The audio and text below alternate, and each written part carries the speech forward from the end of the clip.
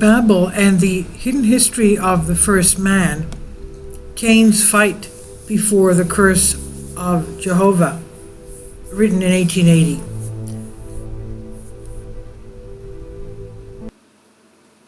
And the painting here by Fernand Cormon, in which Cain is shown, followed by some other people wandering in exile, far from the first community of the Adam and Eve and the first created.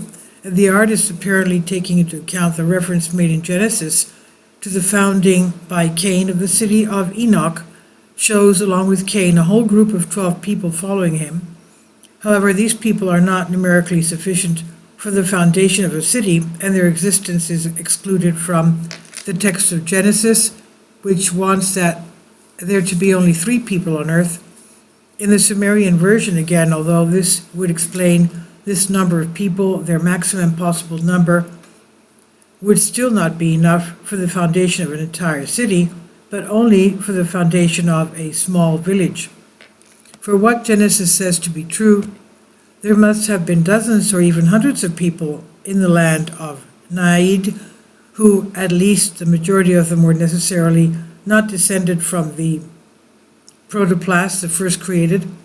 In other words, there had to be people or bipedal humanoid beings genetically compatible with the first created, with a certain capacity for understanding that would allow them to live in society.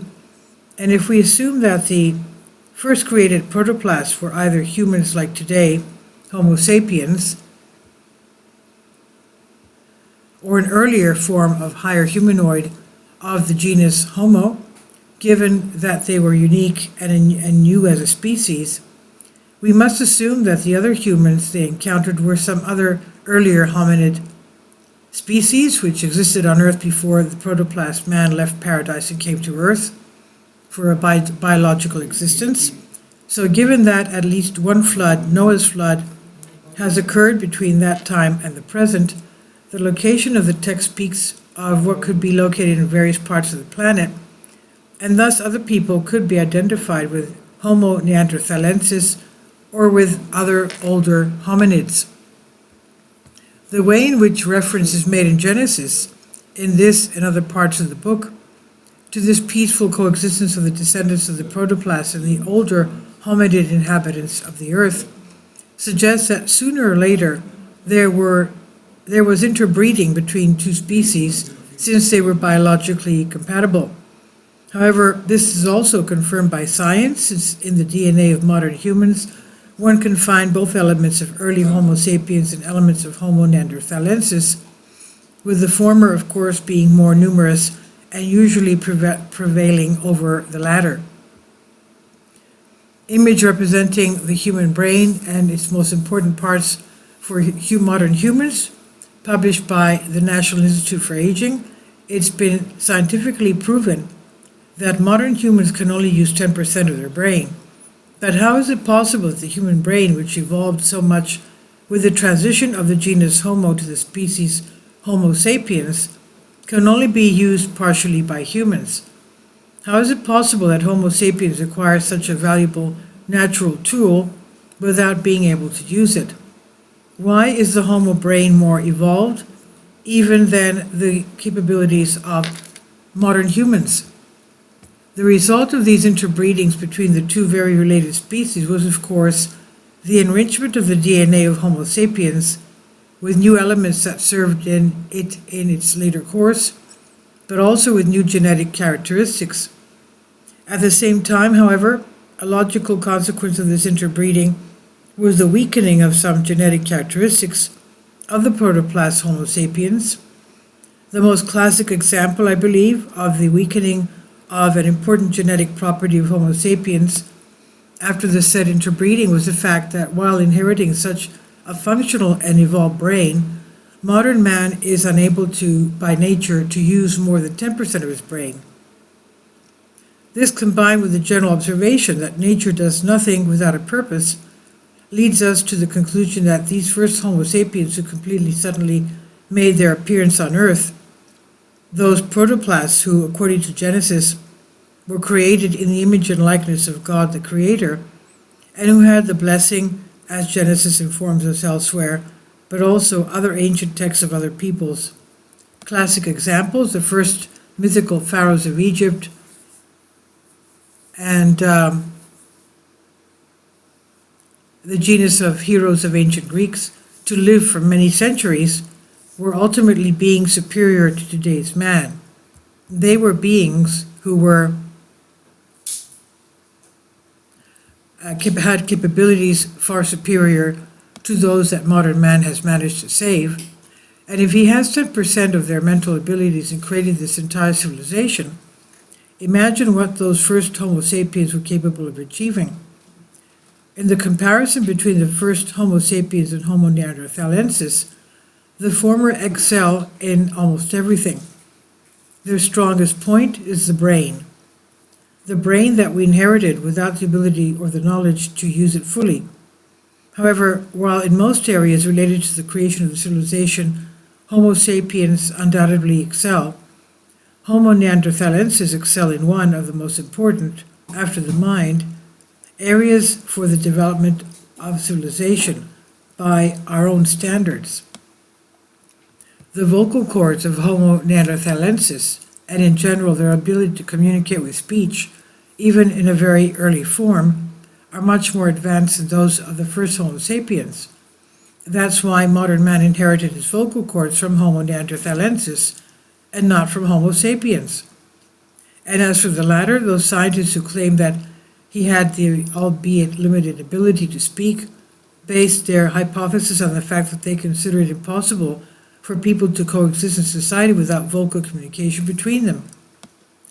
Another theory about how Homo sapiens communicated with each other, based more on the evidence that considered vocal communication, if not impossible, rudimentary and secondary for these first people, is that they communicated with each other with gestures.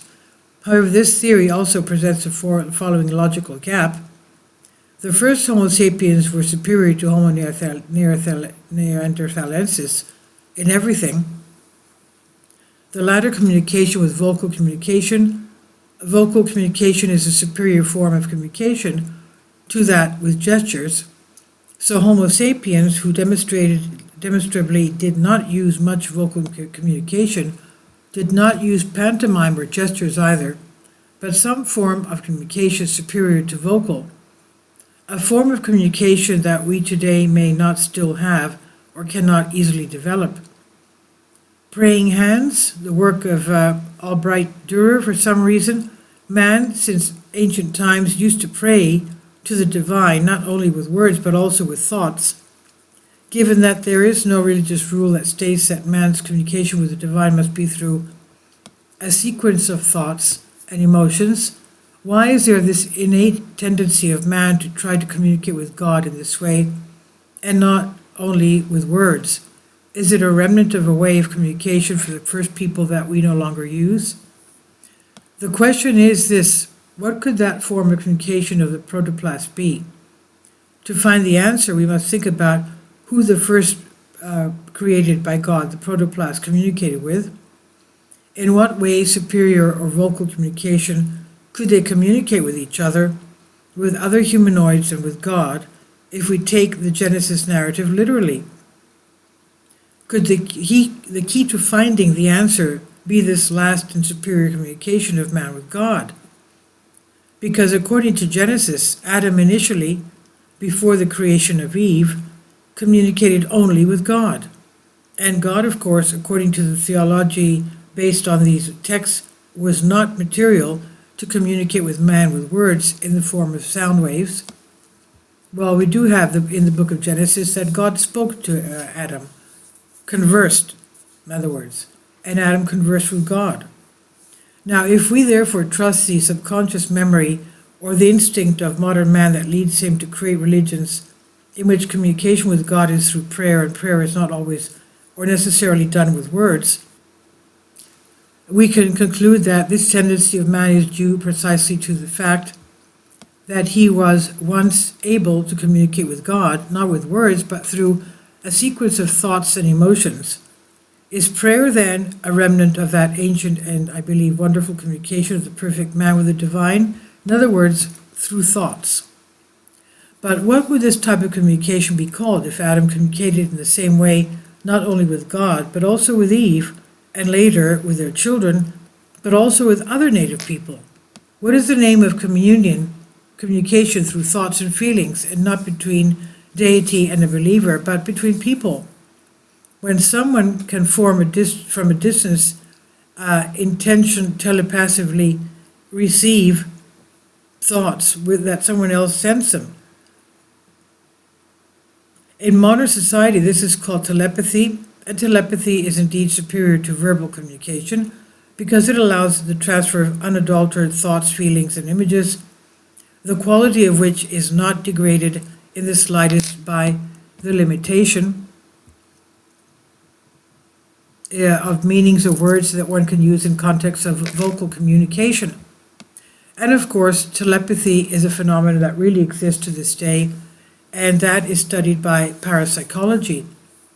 People who display such properties are few, and scientists, although they do not yet know what causes the phenomenon, speculate that it is directly related to the activation of some part of the 90% of the mind that the vast majority of people cannot use. If this is true, which is very likely since there is no better scientific theory that explains the phenomenon, then we can say that the telepathy of some people is also inherited from those first people of the Homo sapiens species who bequeathed to us this brain full of mysteries and possibilities that became the reason for everything our species has achieved. The story of the Tower of Babel is one of the most famous stories in the Bible. Now, the building of the Tower of Babel, the story of the Tower of Babel is one of the best known stories in the Bible. People begin to build a tower that would reach the sky. God perceives this act as arrogance and punishes people by confusing their languages, and people leave Babel in homonymous groups from which the first nations arise. But is this simply a religious myth, or does this biblical story hide the truth about the first years of humanity on earth, about its genetic alteration, and the subsequent creation of languages and nations? And here it's appropriate to mention the second deified paradox that I spoke about quite a bit earlier, the paradox of Babel. Genesis states quite a bit further down, the whole earth was of one mouth, and all had one voice, and it came to pass as they journeyed from the east that they found a plain in the land of Shinar, and they dwelt there. And a man said unto his neighbor, Come, let us make bricks and burn them with fire.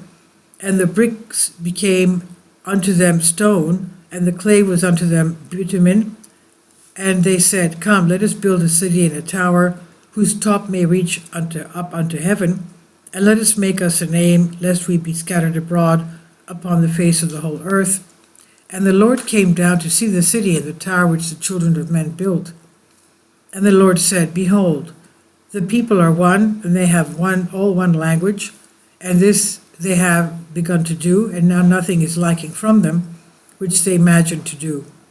Come, let us go down, and there confound their language, that they may not hear every man his neighbor's voice. And the Lord scattered them abroad from thence upon the face of all the earth, and they ceased from building the city and the tower. Therefore this name was called Confusion. Its name was called Confusion, because the Lord did confuse the languages of all the earth, and from there the Lord scattered them abroad the face of all the earth. Genesis chapter 11, verse 1 to 9. This passage tells us about another of the best known stories in the Bible, the Tower of Babel. The sons of men therefore built a city, and in that city they decided to build a tower that would reach heaven. But God, according to the text, punished the people. We did confound their language there, he said, by confusing their languages. That is why the city was named Confusion. In Hebrew, the word is BABEL, because there the languages of the people were confused and differentiated. But does the original statement, one voice for all, not mean a single language, but a single way of communication? Let's not forget that the scholar who studies the ancient Greek text, let alone the one who studies the text in any of its languages, is studying a text that is certainly altered, since it has already undergone many thousands of years of oral tradition and at least 2 translations, from Sumerian to Hebrew and from Hebrew to ancient Greek. It's logical that there is some confusion in these matters of the correct or incorrect translation of the text.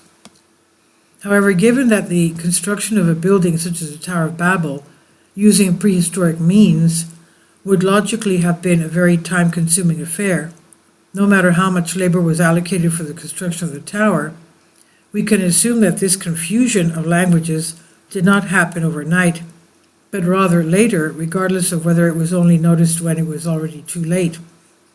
If there really is no limitation that suddenly no one understood anyone else, then we can proceed to several thoughts about what caused this lack of understanding between people, about what was the real cause of the phenomenon, which was interpreted by the people who experienced the events as divine intervention to punish the arrogance of the man who wanted to reach the sky with his creations. However, knowing from Genesis that these took place 1 or 2 generations after Noah's flood, which may not have been catastrophic on a global scale as is presented, we are led to the conclusion that since only Noah and his family had survived from the Homo sapiens, or according to the Sumerian version, the workers who built the ark with their families, in order to have the required workforce so quickly for the construction of such a project, it was necessary to interbreed again with all the earlier forms of humanoid life that had survived the flood. Perhaps this, that is, the factor that the Homo sapiens of the time sacrificed their racial purity in order to succeed in the construction of the tower, was also that element of their behavior that constituted the real hubris, and that became the cause of the confusion of languages. The murder of Abel by Cain, according to Genesis, after his heinous act, Cain is punished with exile and confides to God his fear that whoever finds him will kill him, and God then puts a mark on Cain so that whoever finds him will not kill him.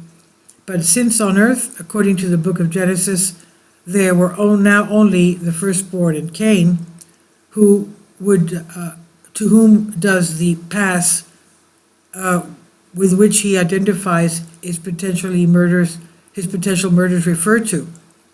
Because if we assume that the first people did indeed communicate telepathically, as long as the first generations of the inhabitants of Babel lived, the society could be perpetuated, because although most children no longer have the ability to actively, telepathically, they communicated passively with elders who played the role of coordinator of the society of Babel, and of course of the construction of the tower. However, after that generation passed, and the last person who could actively communicate telepathically died, great confusion was caused in the city of Babel, because not humans, but the sons of men, as the text says, that is, the children of the first humans, who were not exactly human in the sense of early Homo sapiens, due to their mixing with earlier human hominids, while until that day they participated in a kind of network of thoughts, albeit passively, they were now cut off from this network, unable to communicate with their fellow man. It would be as if all the inhabitants of the modern city woke up one morning mute. Now, the construction of the Tower of Babel, the inhabitants of Babel had to quickly think of a solution to deal with the problem of the inability to communicate while they still managed to keep their city alive. The issue of the tower would, of course, necessarily take a back seat. Some then, apparently following an impulse inherited from Homo neanderthalensis, tried to develop verbal communication with those around them, and above all with their families, relatives, and friends. Thus, at the same time, in many parts of the city, the first linguistic codes between people were born. However, the following problem arose. Each neighborhood had invented its own language which it spoke, but was unable to communicate with all the other inhabitants of Babel, realizing that it was impossible for them to live together in the same city as well as to continue to construct the tower. Some decided to leave. People with leadership skills took their fellow citizens who spoke the same language and left the city, each following a different direction, and from these same language groups, according to Genesis, came the nations of people. So looking at Genesis from the different perspective and comparing what we see in it with the scientifical proven truths about the origin of the human race, we realize that in some way there is a connection between the biblical text and the scientific observations.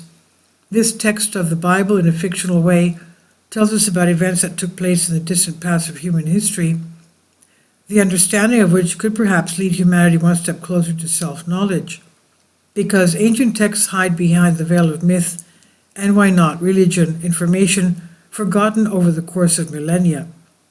They hide truths that can make us see man in a completely different way, to get to know the first humans, those whom the Greeks called the golden race and the Jews the image and likeness of him, God, to understand their mistakes, to recover their heritage, and to achieve the eternal natural optimization of the human race. Please leave your comments, and thank you for your support. Please support my Patreon account. The daily posts are 5 videos daily, and they are totally different from what I have on my YouTube channel. Thank you so much for your support and that you find all my content so interesting. You'll find the Patreon account details in the description box below.